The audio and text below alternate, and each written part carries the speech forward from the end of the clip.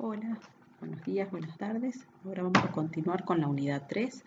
Y en esta parte de la unidad 3 vamos a ver lo que es el análisis de los pedigrí y la resolución de los problemas asociados a árboles genealógicos. Un análisis de árboles genealógicos nos permite interpretar las relaciones de parentesco entre los individuos y toda la información adicional contenida en el árbol. Nos va a determinar cómo es el tipo de herencia de ese carácter en cuestión, si este es recesivo, dominante, autosómico o ligado al sexo, y nos permite también contestar sobre las probabilidades en que un individuo sea portador o no de ese carácter. En esta diapositiva les muestro algunas características en humanos que se transmiten de forma mendeliana. Nosotros utilizamos árboles genealógicos en humanos y en algunos mamíferos o en algunas especies porque no podemos realizar cruzamientos dirigidos y además no tenemos gran descendencia como para analizar los fenotipos de toda la descendencia. En esta tabla les muestro algunos caracteres dominantes y recesivos más representativos de la especie humana. Por ejemplo, dentro de los caracteres recesivos se encuentra el albinismo y dentro de los caracteres dominantes se encuentran, por ejemplo, la hipercolesterolemia, la hipertricosis, entre otras. Acá les muestro y los invito a visitar esta página que se llama OMIN, que es del Instituto Médico, en donde se encuentran todos los genes autorizados de la especie humana, además de si el fenotipo que presentan y las secuencias. Esta página se actualiza diariamente y es bueno, acá les muestro algunas de las características fenotípicas en humanos de herencia mendeliana, como por ejemplo el nacimiento del pelo en pico de viuda, ¿sí? Sería dominante, y no pico de viuda recesivo. El hoyuelo en las mejillas, ¿sí? Es dominante, y que no tengan hoyuelos en la mejilla es recesivo. El lóbulo de las orejas, ¿sí? se encuentra despegado, ¿sí? o libre, y el lóbulo de la oreja pegado. Acá ustedes seguro ya empezaron a ver si tienen estas características, si son dominantes o recesivas, y también podrían ver en sus familias cómo es este carácter.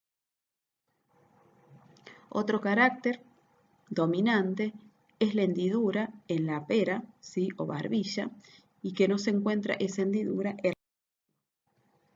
La presencia de pecas es dominante sobre la ausencia de pecas, que sería. También, si nosotros podemos enrollar la lengua, es un carácter dominante sobre las personas que no pueden enrollar la lengua, que sería recesiva. La miopía es también hereditaria, ¿sí? El carácter fenotípico es la visión, ¿sí? Tenemos un alelo dominante, que es que seamos miope, y un alelo recesivo para la visión normal. Acá nosotros podemos ver los genotipos, ¿sí? Los genotipos, el dominante, homocigota dominante va a ser miope, heterocigota también va a ser miope, y homocigota recesivo va a presentar una visión normal. Para armar un árbol genealógico vamos a utilizar símbolos específicos. Vamos a utilizar cuadrados para los hombres, círculos para las mujeres. Cuando sea un matrimonio vamos a utilizar una línea horizontal. Dentro de una familia vamos a tener, por ejemplo, los padres y los niños, en los cuales vamos a hacer una línea transversal y los dos, Y acá, por ejemplo, en esta familia presenta una niña y un niño.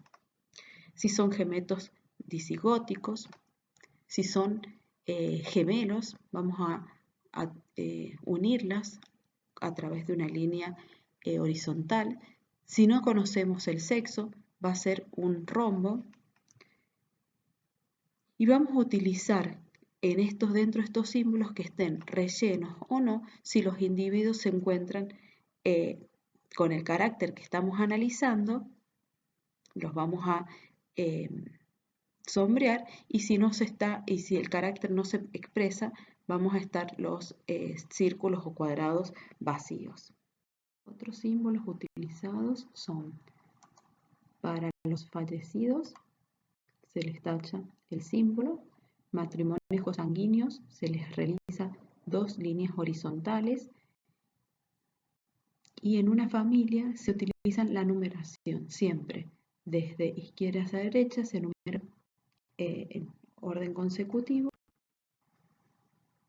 Entonces, el árbol genealógico es una representación gráfica que muestra la distribución de uno o más rasgos en una familia. Nos facilita el análisis genético de los mismos y el estudio de su patrón de herencia. En un árbol genealógico, cada generación aparece en la línea horizontal, ¿sí?, en las diferentes líneas horizontales. El símbolo relleno nos representa la presencia del rasgo estudiado, y el símbolo vacío nos representa los rasgos que no se muestran, que no tienen fenotipo visible.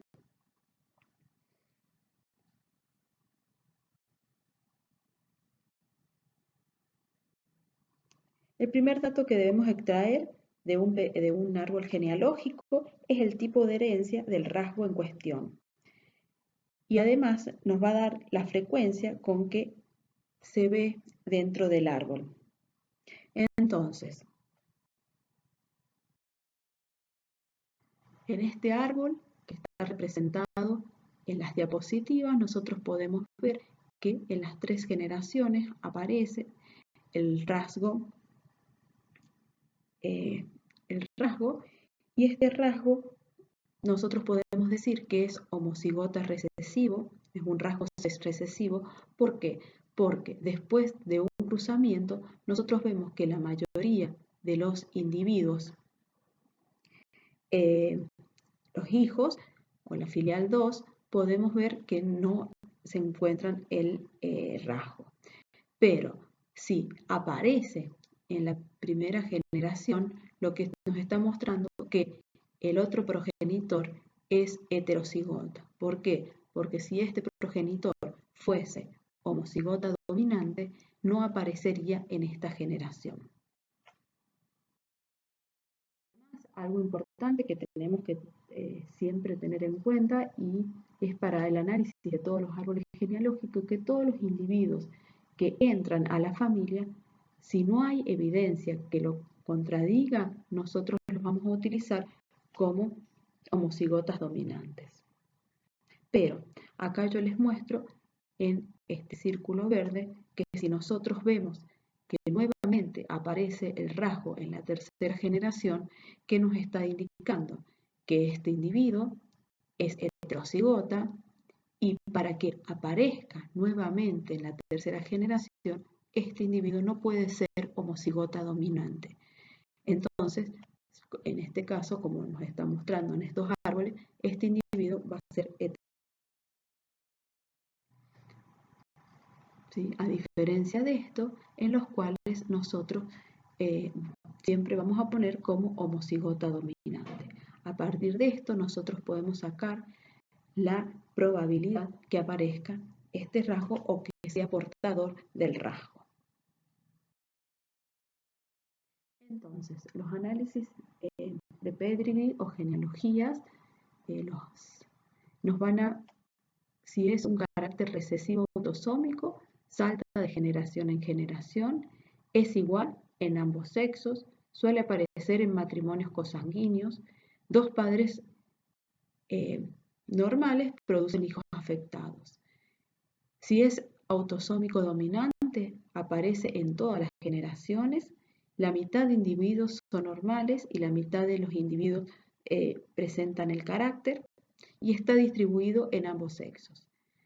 Diferente va a ser cuando el carácter esté ligado al sexo. Por ejemplo, puede aparecer más en el sexo masculino que en el femenino. Las hembras afectadas tienen 2 hijos afectados, las hembras afectadas tienen un padre afectado y al menos una madre portadora. Y si es ligado al sexo dominante, aparece en cada generación los de sexo masculino afectados dan sexos femeninos afectados y los de sexo masculino afectados provienen del sexo femenino afectado. Algunos ejemplos, por ejemplo, en herencia autosómica recesiva, por ejemplo, la fibrosis quística o el albinismo. Acá podemos ver, ¿sí?, el árbol la representación gráfica del árbol genealógico, en los cuales están simbolizados, aparecen esto. Entonces podríamos decir que estos individuos podrían ser heterocigotas para que en la descendencia aparezca nuevamente o aparezca el rasgo, ¿sí?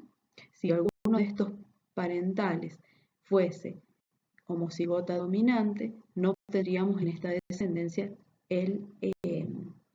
la expresión del carácter.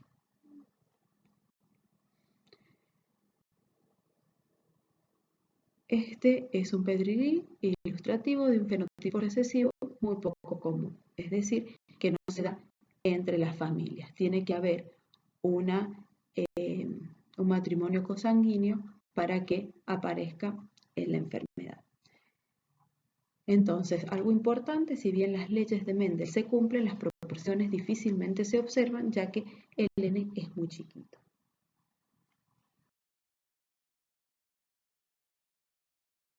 Esto es lo mismo que le mostré en la primera diapositiva, en los cuales tenemos 2 individuos heterocigotas. Los heterocigotas, ¿sí?, es una herencia autosómica recesiva.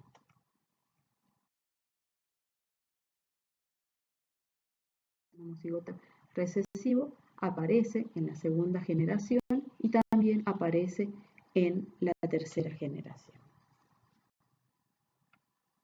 Siempre es más común encontrar personas que lleven la copia del alelo en homocigosis, en heterocigosis y que en homocigosis.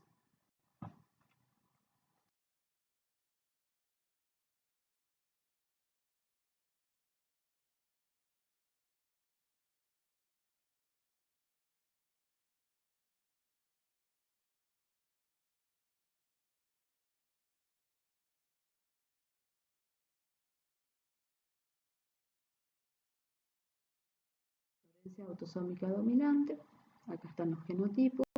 El fenotipo, una persona afectada tiene al menos un padre afectado.